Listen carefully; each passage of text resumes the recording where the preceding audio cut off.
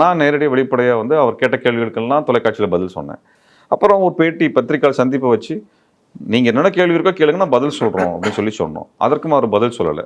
அப்புறம் 2 நாள் கழிச்சு கையை விரித்து தயாரா இருக்கேன், யார் வேணா பேசுங்கன்னாரு. சரி வாங்கன்னு சொன்னாலும், நான் அவங்க கூட வரமாட்டோம், அவங்க கூட வரமாட்டோம், அது பதில் சொல்ல மாட்டோம், இப்படியே போயிட்டு இருந்தது. அப்புறம் நிறுத்துவார்னு பார்த்தா நிறுத்தல. அவர் வந்து அவதூறு நிறுத்துவாரா அப்படின்னு பார்த்தா அப்படி இல்லை, நிறுத்துவார். அவதூறு பரப்புறது, பெரியாரை பற்றியான இழிவுபடுத்துறது, பெரியாரை கொச்சப்படுத்துறது.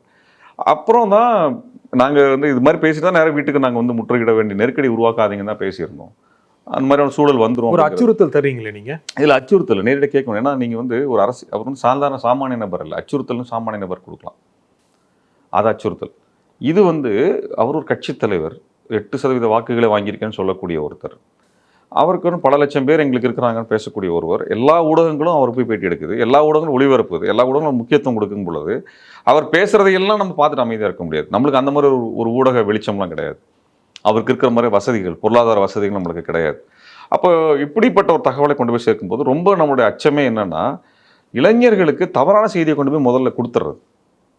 அதுதான் நம்மளுக்கு வந்து ஒரு கேள்வியாக இருக்குது. நீங்கள் என்னென்னா ஒரு தவறான செய்தியை பரப்பிட்டே இருக்கிறார். அப்போ நம்ம நிறுத்த வேண்டியிருக்கு அந்த இடத்துல.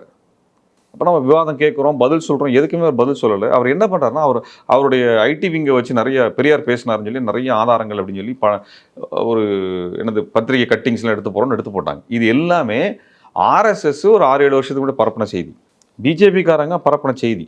நாங்கள் அப்போவே கையாண்டுருக்கோம் அதை, இதையெல்லாம் பார்த்துருக்கோம். அப்போ அவங்க கொடுக்குறது எல்லாத்தையும் எடுத்து இவங்க பரப்பிட்டு இருக்கிறாங்க. பிஜேபி கொடுக்குறது முழுக்க இவங்க கிட்ட வந்துட்டே இருக்குது. அதாவது நாம் தமிழருடைய பசங்களுக்கு வேணால் அது புதுசாக இருக்கலாம், எங்களுக்கு அது பழசு, எங்கேருந்து வருதுன்னு எங்களுக்கு நல்லாவே தெரியும்.